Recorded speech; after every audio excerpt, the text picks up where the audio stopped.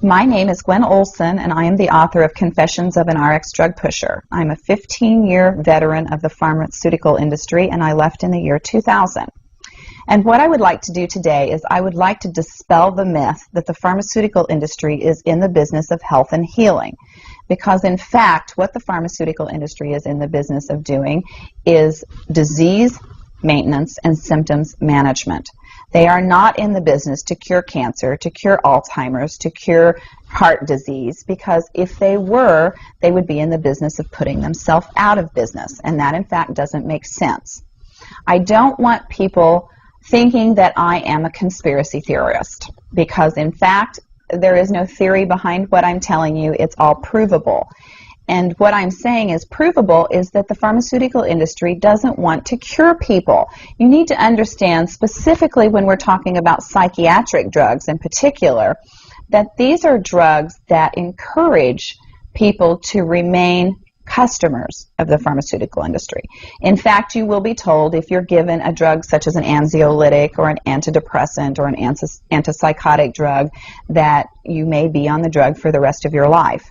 And very frequently people find that they are on the drugs for a very long period of time, if not permanently, because they're almost impossible to get off of.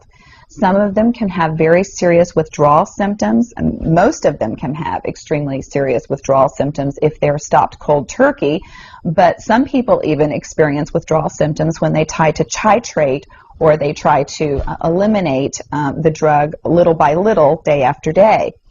So it's really important to understand the motivation behind all of the current maintenance drugs that are on the market, even, for example, drugs such as cholesterol-lowering drugs. And what we are in fact finding now is that cholesterol drugs are lowering cholesterol excessively and causing other disease states as a consequence.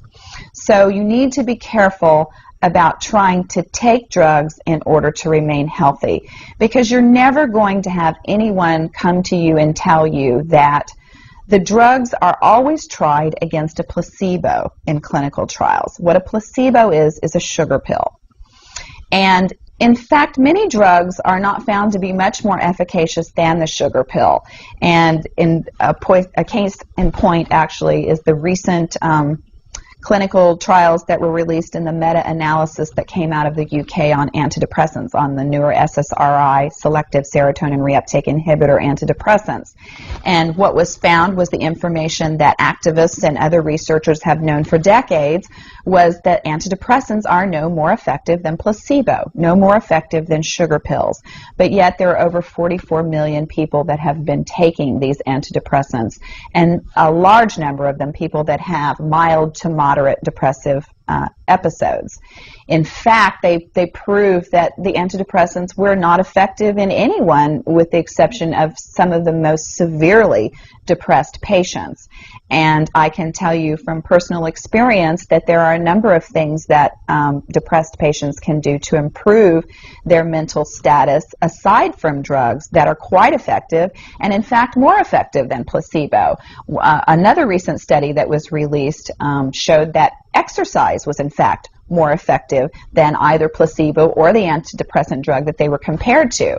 But just like Bill Maher said in his show, you know, we're never going to hear any ads on television that are sponsored by anybody saying, you know, the New England Journal just announced that exercise is twice as effective as antidepressants in curing depression.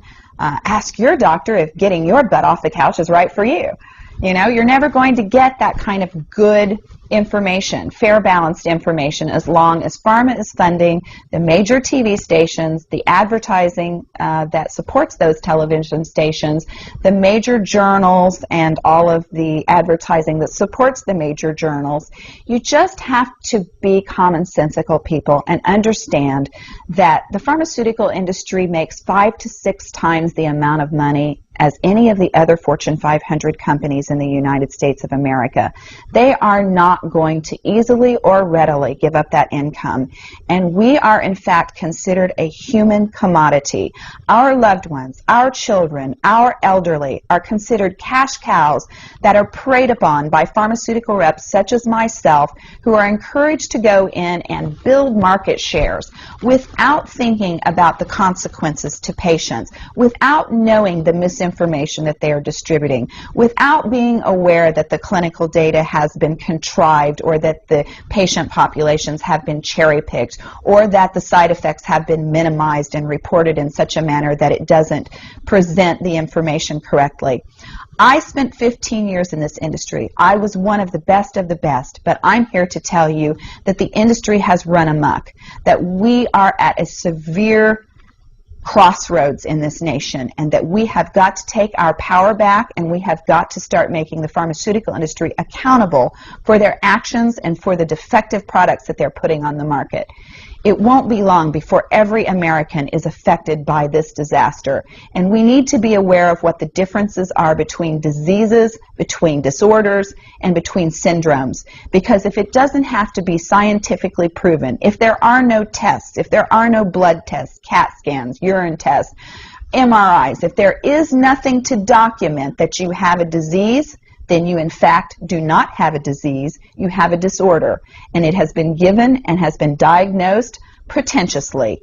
And you need to get yourself educated and understand that there are options, and those options are much more effective than drugs.